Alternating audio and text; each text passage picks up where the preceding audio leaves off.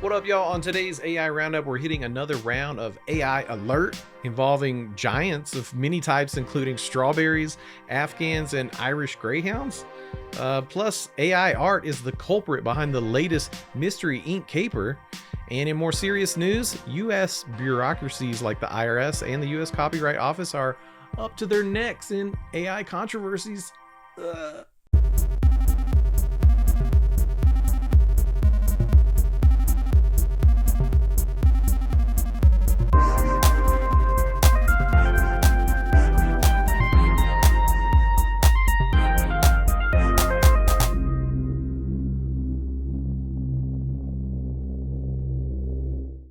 All right, what up, everybody? I'm Phil Buck, your host for AI Roundup, and I've got a ton of amazing stories as well as some hilarious AI art images that have been fooling everyone on the internet once again. But before we get into that, I wanted to share some stuff that's happening here on the MSP Media Network. In case you missed it, a new episode of Wins and Losses featuring Ray Orsini and Jason Slagle in their fitness journey just aired last night. That is always at 7:30 p.m. on Tuesdays. Make sure you check that out. And starting at a new time on Fridays at 11 a.m., MSP Community Live will have a new episode for you. That's at the regularly scheduled time now, right after MSP Dispatch, which is always happening on Tuesdays and Fridays at 10 a.m. Eastern Time. And now that being said, let's jump into one of my favorite parts of the show. It's time for AI Alert, y'all.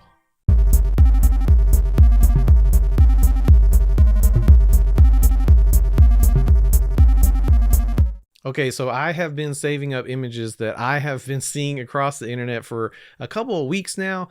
Usually I just try to hit 3 or 4 of these, but I hadn't had a chance to do this segment in a while, so I've got a ton of them for you. Let's take a look. First up, this one has been making the rounds quite a bit again. The giant strawberry with the old farmer guy. He looks so proud of himself. You know, I just wanted to touch on this one because I've seen it a bunch. People seem to believe that it is real. This time it was from Happy Garden, and it has over 50,000 shares. It just boggles my mind. How does this get over on people? It's so confusing to me.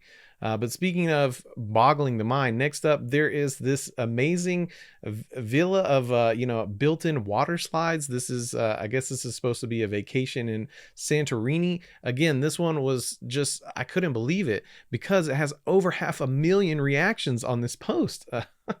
A lot of people commented, if you really zoom in on this image, you'll see that like the people and stuff don't even look real. It's really strange, but again, to me, the numbers of people that are fooled by this is just flabbergasting.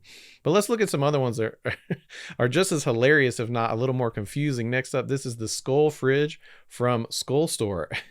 Thanks to Tristan Smith in the AI art universe, as well as Cursed AI, those Facebook groups where I see a lot of these. This one is so funny to me because it looks somewhat believable. I don't know why anybody would have this, but if you notice, like right down there at the bottom where the skull overlaps on the fridge, how are you supposed to open your freezer when the skull is hanging over it like that? Keeping it in the kitchen, this is another good one. We've seen the stained glass stuff happening in the kitchen before. I think we did a stained glass sink before, which is, I don't know, to me that was like way less believable than this. I think this probably could have tricked me, but this one also coming from the AI art universe, thanks to Jade McClellan. Next up, this is another good one, kitchen related, I guess, food related. This one coming from Cursed AI. Appreciate Finn Porterfield for sharing the Longhorn cow cupcakes on the page I Love Cows. This is a fun one because honestly, when I'm looking at it at face value, I'm not really sure if these are AI or not. But in the comments in the group, lots of people went and tried out the prompts that people were suggesting to see if they could get this. And we got a ton of similar generations. So I mean, this one was definitely fooled. I don't know, it was really cute. I'd like to eat one of those, but again, sorry, not real. Somebody pointed out a page that actually had cow cupcakes and they were trying to say this is real, just go Google it, and then they showed the image of the cupcakes and no, sorry, they look nothing like this. No offense. This is one that I found kind of troubling. This is, I guess, the photographer here is talking about a phenomenon known as pareidolia. Pareidolia, sorry, that's new to me, but this is from photographer Joe Diaz, and thanks to Nathan Olson from the AI art universe for sharing this with me. You know, the thing about this is they're trying to pull off this phenomenon that this image has a pattern that looks like a face, which humans tend to do that. You know, that's a thing. We look for patterns. We see faces and stuff that are not faces. But this is something that AI is really good at. I mean, you can feed it an image of a face or, you know, numerous things, anything you can think of. I don't know why I'm trying to name examples, literally anything, and then tell it to, you know, make something else. So in this particular instance, you feed in a face and then you say, you know, a flooded village or something like that, and this is what you get back. I think people trying to take something like this and ascribe it to a real phenomenon, to me, that's, I don't know, I don't like it. It's a little bit troubling. Speaking to that same trend, this one cracked me up. This is just an ad that somebody came across. You know, I think this is a great use for AI generated art, because so much stuff like ads they're just throwaway. You know, it's not something that I feel like people are going to be arguing about copyright. They just need to put words on an image. And I think this is a great use for it, but I don't really understand what is going on here with the legs. I mean, this is very why is she has like a third leg popping out of her knee? Why didn't someone catch this before they used the image? I don't understand. It's very strange. Anyway, moving right along to two images that I've been seeing everywhere, just everywhere, totally fooling everyone. The Last Giant Irish Greyhound. This one has over 30,000 reactions, 15,000 shares on this page, Real Bennett. Troubling to me because so many people, they just believe it. I don't know how. I would not look at this and think that that's real, but lots of people do. And speaking of giants, I said we got a lot of giants, so I'm going to deliver for you. The irony of this page being called Pics or It Never Happened. Shout out to Non-Tran of Cursed AI for sharing the Giant of Kandahar. I've actually been seeing this one going around for a while, and it kind of troubles me because, again, like I don't understand, like, why do people think this is real? It doesn't track for me. But last one, this is actually a big one. We're going to dig a little bit deeper on. This is a tweet from Dynamo Super X, and it came my way via a Facebook friend, Ash Freeman. Thank you, Ash, for sharing this. But the artist, the voice artist or actress rather for Daphne in Scooby-Doo, named Grey DeLisle, was fooled into buying and selling AI art from a page called Neural Emporium Etsy on Instagram. Yes, there's a lot going on there, but let's take a look at this. So here's the tweet from actually the actress herself, Grey DeLisle. She's got a brand new Daphne print for her table when she's going to be appearing at Comic-Cons and stuff like that. And then almost immediately the replies and the comments are saying this is 100% AI, the glitch in her eye, the messed up nail, the missing arm, the random blurred person in the background. Let's look at some of these. I think it was good to see that Grey almost immediately kind of fessed up and said, oh, I'm not going to use it. I didn't know. I paid the artist to use it. Says she paid $500 for this art. Very troubling. A lot of people pointing out that, hey, this is probably, you know, art trained on someone called Sakimi-chan on DeviantArt.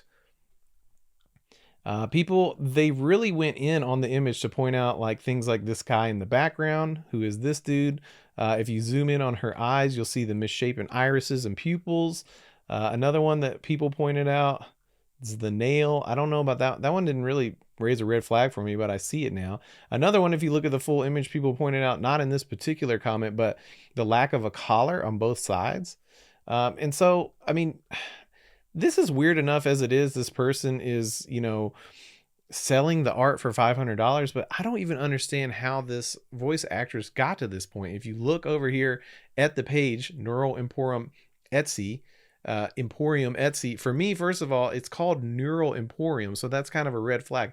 I guess people are not looking for that when they find art on the internet. But they only have 20 followers. They only have 5 posts. And if you go over to their page as well, only 3 sales. And I mean, just a handful of products. Some of them, I think this Barbie, Barbenheimer art does look AI generated to me. But some of the other things, I'm not really sure, like the ghost and the sin nudes. I don't know. This one was super weird for me. I definitely felt like it needed to be touched on because, I mean, I just hate that. I just hate that somebody would spend $500 and have no knowledge that they just bought AI art from somebody. Crazy. Well, thanks for digging in with me on the AI alert a little bit. I love doing that segment because one of my favorite things about the AI generated images is I just think they're hilarious. So I love every time we get to do a segment like that.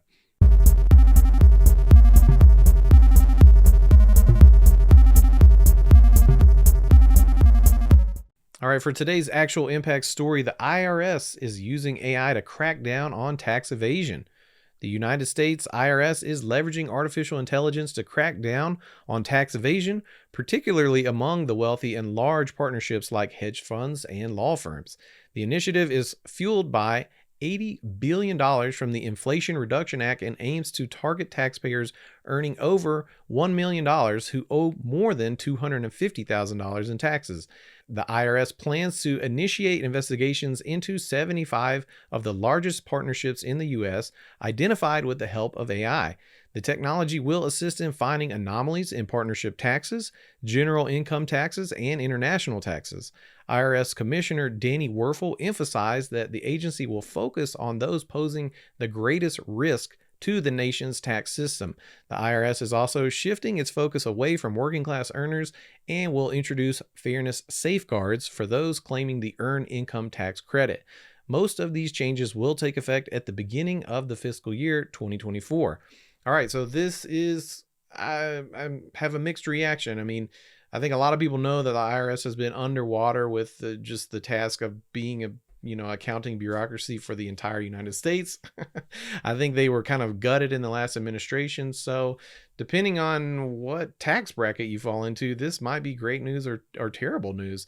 It does sound like for people that are, below the $400,000 per year income rank, this probably won't make a huge difference for you. Maybe in some ways you'll be glad to know that some of the backlog of IRS crap is going to get taken care of. But if you're taking advantage of these things, which in my opinion, I think a lot of people believe that there are loopholes you're supposed to be able to take advantage of to pay less taxes. I'm sure they're going to be frustrated by that maybe not being the case anymore because AI is going to flag these things. I also worry, how does the AI work? How does it flag this stuff? What is it trained on to be able to do this?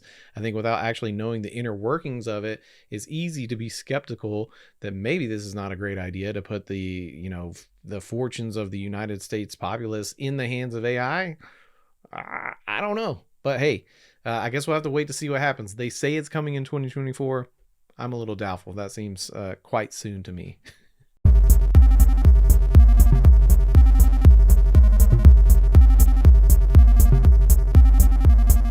All right, for today's big picture, I'm going to be hitting on a whole slew of stuff. I love to talk about AI and the lawsuits and the regulation that are inevitably going to be coming down on it. But right now, it's still the Wild West. So today we're going to be digging into who owns AI. It's a real copyright conundrum. I got a ton of stories here that we're just going to breeze through. First up, the U.S. Copyright Office is considering new rules for generative AI, focusing on issues like fair use, infringement, and liability. A public comment period is open until October 18th to gather opinions on the use of copyrighted works for training AI models. Okay, so this is a big deal because we've actually seen quite a few cases already come down from the Copyright Office where they're not allowing AI generated works to be copyrighted. One thing that I did take away from this story that was pretty interesting is that they're going to be focusing newly on how to treat AI outputs that imitate the identity or style of human artists. I think this is a big deal. I think this is the one that has very little gray area. I think when it is stealing the livelihood, it is creating something so similar to somebody else's work that this is not okay. And in speaking of these lawsuits, another one that we talked about before, the U.S. Copyright Office Review Board has rejected copyright protection for an AI-generated artwork that won a Colorado State Fair art contest. The decision was based on lack of human authorship. Okay, so we've actually seen this several times. One of the interesting things about this, if you saw the art in the past, it kind of generated a lot of headlines because it won this contest. The one weird stipulation about this one is that even though the artist, said that, I generated this like 600 times and I did some changes in Photoshop myself to make the final product, they wanted him to admit void of ownership for the portions of the artwork that were generated by Midjourney, which he wouldn't do. And so they denied his request for copyright. I think we're kind of seeing the big deal with AI generated stuff is it has to have enough of a human input to be able to claim that copyright. And in this case, it just didn't fly. And honestly, I'm cool with that. I don't really know that I believe this guy when they start saying stuff like I generated 600 images. I just don't believe you, man. Sorry. And speaking of the folks that, are on the other side of this argument, there's two different articles that I've seen about new lawsuits or pending lawsuits coming down. We've talked about Sarah Silverman as well as some other authors, including Richard Kadri of Sandman Slim novels, suing OpenAI. There's a fascinating article from this coming from, what is it, Music Business Worldwide. I would encourage you to go check that out. The updates that they've seen on this case is that OpenAI is moving to dismiss the case. They believe that the derivative works is a strong enough argument that they cannot get away with claiming that OpenAI has infringed upon their literature that they wrote. One of the most interesting arguments from that article for me was that it kind of posited the idea that the product that OpenAI is making is not the generated text, but the chat bot itself. So I've never seen that argument before in any of these cases, and I think that's going to be really interesting to see how that comes down. I also want to send props to the lawyers arguing on both sides of these cases. When I dig into this article, it is kind of mind-boggling the work that they're doing to unpack the ramifications of what all this new AI technology means. So I'm really fascinated to see how the judges rule in these cases. And the last one I wanted to touch on, which I find a fascinating development in the world of copyright, is that Microsoft has announced a new policy that offers broad copyright protections to its users of its AI assistant Copilot. If a third party sues a commercial customer for copyright infringement for using Copilot, Microsoft will assume responsibility for the legal risks. Okay, so this is crazy to me because I think if, private companies that are utilizing AI in their product offerings are moving this way, I think we're going to see a lot more people just brazenly putting AI to use. I mean, I think if you felt like you were using Midjourney or Stable Diffusion to generate art or generate movies or something of that nature, and you knew the Midjourney or Stability AI or whoever was making the product stood behind it and said, hey, if you design or if you create something with our technology and you run into copyright issues, we are going to stand behind you. We're going to take on that legal risk. I mean, this is crazy. This is like what we've heard Elon Musk trying to claim that if people get in trouble for using Twitter, losing their job, that they'll take on the legal cases for them. In some ways, I am very skeptical. Like, how does this play out in real life? I don't know, but it's an interesting move to see somebody as big as Microsoft claiming this. They're actually someone I would believe could do it versus Twitter. I don't know if they even have the financial viability to live up to those claims that they're making. So I don't know, man. It's fascinating to see this development. I'm really curious to see if any other businesses that are using generative AI will move this way.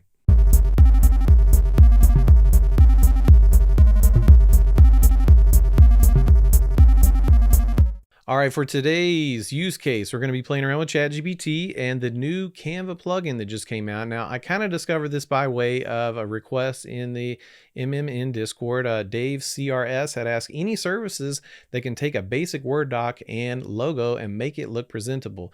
Now, like I said, I didn't find the story because of Dave, but I was looking for answers to his question, and that's why when I started seeing the announcements of Canva for ChatGPT, I thought, hey, maybe this would be a great way to satisfy Dave's request. So of course, it took me about a week to really get in there and try it out, but I want to show you what happened. Let's go take a quick look. First up, I just opened ChatGPT. It should be noted you have to be a ChatGPT Plus user to use plugins, so you can't use the Canva plugin if you can't use plugins. But otherwise, open a new chat. Make sure you're using ChatGPT 4. Search in the plugin store, find Canva, and then load up your new chat. And the very first thing I did is I just said, hey, can you help me make a social post for my show, AI Roundup? And this was kind of exciting at first. The first thing that it did is it gave me a bunch of different templates, like for the sale banner, an inspirational Twitter quote, a couple in that style. Actually, this modern social media Instagram posts definitely caught my eye. Another one for a simple corporate announcement, and that was a little too wordy for me, so I went with number 4 here. And basically I said, hey, let's make this about today's use case that I'm going to be using Canva. Hey, why don't we just make that the post? Maybe we can share that. People will be interested. And it popped out pretty much perfect copy. I didn't really feel like I needed to tweak this at all. The only little change I made is I asked it to get rid of this subtitle here, which it did. It print out everything again. Now that I had my copy, this is kind of where I ran into some disappointment, which is that it doesn't take the information that it gives you or the templates and put them together. It's not capable of that. Basically, at this point, it says, hey, go ahead and take that and copy paste it into the template that I'll share with you, and you're good to go. And I was just like, okay. The problem with this is I've actually never used Canva. I picked up on it pretty fast because I've used Photoshop and the like, but I did jump over. That it's nice that it gives you the link straight to the template. I went ahead and copy pasted all the information. I changed some of the assets, so we could get my background in there. I think that this, doesn't solve the problem that Dave was asking, right? He wanted to take a Word document, he wanted to put it into something and have it come out looking clean. And I kind of thought this might be the solution to that. I think the problem is that you see basically the same barriers to entry. If you're not good at graphic design software, you're going to be mucking around a lot trying to get this to work the way you want. Sure, it's one thing to copy paste, but you may not know how to change certain aspects of the graphic, like the background, like the colors of the assets. That being said, I do think this is an excellent solution to what we always talk about on the show, that blank page problem where you're just staring at something that you have no idea where you're going to go with it. This will get you started. This will absolutely get you started. It'll give you a bunch of great professionally designed templates to play with. But there's still quite a gap between your idea and the execution that you'll have to fill in here yourself. So if you try it out, make sure you jump in the MMM Discord and let us know what you make with it. I'd love to see what you're doing. I definitely am going to try to use this post on LinkedIn or something and see if it works. So, hey, maybe there's more to this than I'm giving it credit for. Anyway, that's it for today's AI Roundup. Like I said, make sure you join us in the Discord. Be sure to follow us on social media at MSP Media TV. You can reach us at news@mspmedia.tv for email, or call us at 833-MSP-NETWORK. All right, everybody, this has been your September 13th episode of AI Roundup, and I'll see you next time. This has been a broadcast of the MSP Media Network.